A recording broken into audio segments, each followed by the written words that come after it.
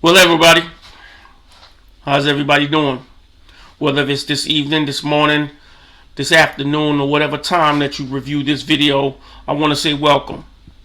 We welcome you here at the Blind Intelligence channel, where the rights, rules, and the responsibilities puts you back in control. This is not legal advice. This is not financial advice. I do not offer legal advice. I do not offer financial advice.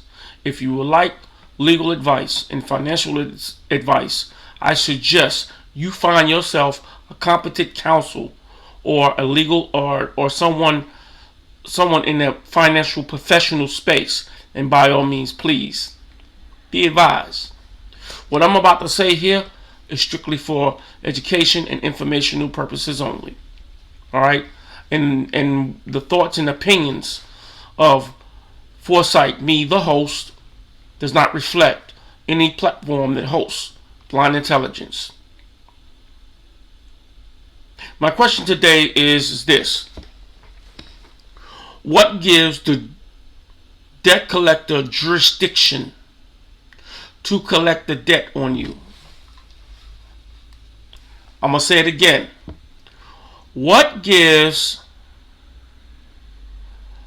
the debt collector jurisdiction to collect on you? And I'm talking about the third party debt collector: Midland Funding, LV&V, Portfolio Recovery. What gives them the jurisdiction to collect on you?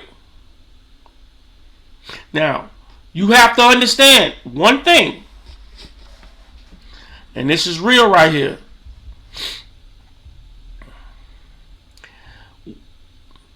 What gives them jurisdiction is you. You give them jurisdiction because you acquiesce due to your silence. When they send you a letter and you don't address it, and you stick your head in the sand like an ostrich, this is what gives them jurisdiction. Why is you giving it to them? This thing don't have to go to court. It should never get to court, ever, because it's frivolous. They sent you a letter, and at the very bottom of that letter, right, it's gonna say, we're gonna assume if you do not answer us, we're gonna assume that the debt is valid. Now, or presume. It's presumption and assumption, or an assumption rather. We're going to assume or presume that the debt is valid. Most of the time they say assume. We're going to assume that the debt is valid. Now, how do you rebut an assumption? Is with a what? Is with a what? A fact. That's right. It's simple and plain. And that's the crux to this thing, because if you don't answer them, they assume the debt. And see, what happens is that they do you like you could do them. They're sending you in an administrative process. If you don't answer them, they're gonna take you to court. If you don't go to court, what they gonna do to you? The judge gonna hit the gavel on you off the rip, because you forfeit. It's like a game: football, basketball, baseball, any game that you play. If you don't show up, you forfeit. And that's what happens. And they're hoping you forfeit. That's how they get their money. And all of a sudden now, they're garnishing your wages. They're garnishing your wages. Because they done got this judgment on you. Why is you forking over your rights? Why is you giving them jurisdiction? Why are you giving them jurisdiction?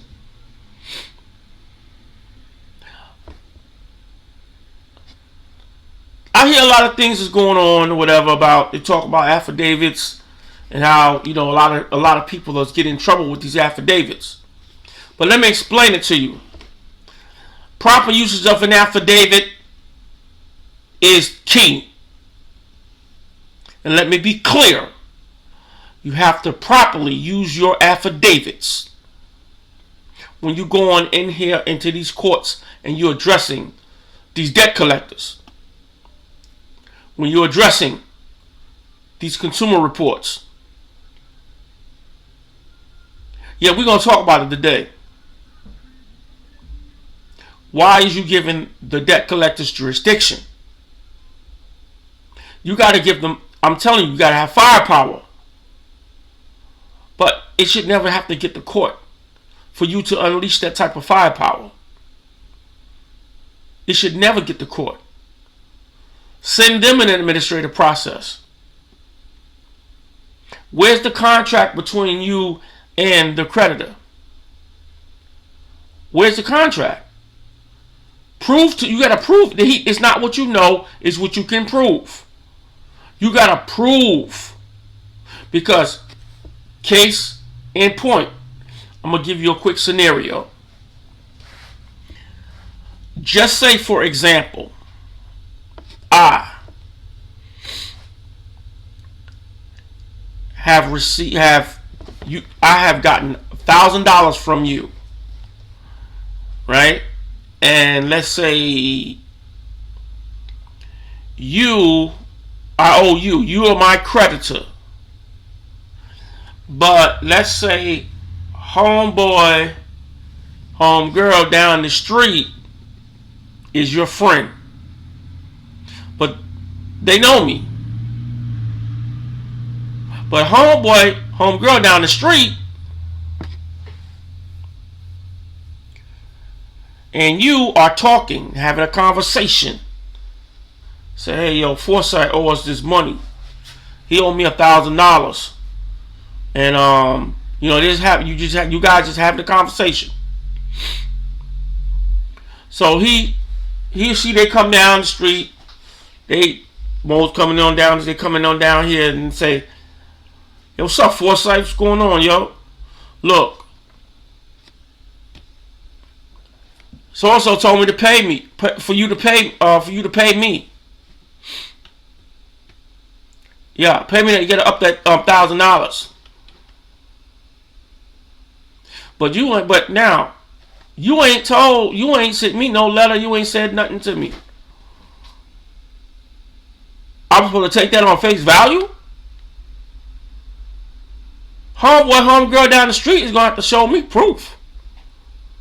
They gotta show me proof between you and them. Or you gotta send me a contract saying, or not a contract, but you gotta show me a contract or some type where you and that individual, where you and that person has that contract, has that agreement where they're gonna collect for you. That way you don't come after me. But if they don't prove and I paid them $1,000, you still can come after me. If you didn't have no contract with them. That's why validation of a debt is important. It covers the consumer. Off the rip. It covers the consumer. And if the consumer is not covered, the consumer is not covered when they don't know what their rights are. That's the whole problem. You don't know what your rights are, where your rights came from, how you gonna go get your rights, how you gonna exert your rights. You don't know nothing. You just going about your day, listening to these so-called gurus on this internet situation. You're going to TikTok, you're going to Instagram, you're going everywhere trying to get some advice. You know, you try to get some type of advice. Go to a consumer attorney. Get you some legal advice. Learn what your rights are. Because, you know what they say? When a person don't know what their rights are, they have none. If you don't know what your rights are, how can you assert them? Simple and plain. And this is the problem. The debt collectors, they get jurisdiction because you give it to them. You do. And it's nobody's fault but you. You can't blame them. They're trying to make money. You can't blame them. You can't blame them because ignorance of the law is no excuse. You have no excuse on why you just fucked over your rights. Because they sent you a letter of sort of authority. They don't have no authority over you. They don't have no authority until you give it to them.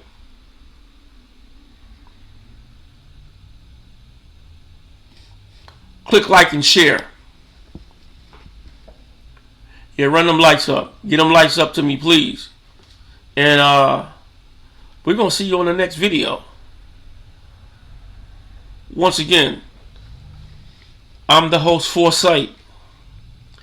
And this is my channel, Blind Intelligence. Stay encouraged.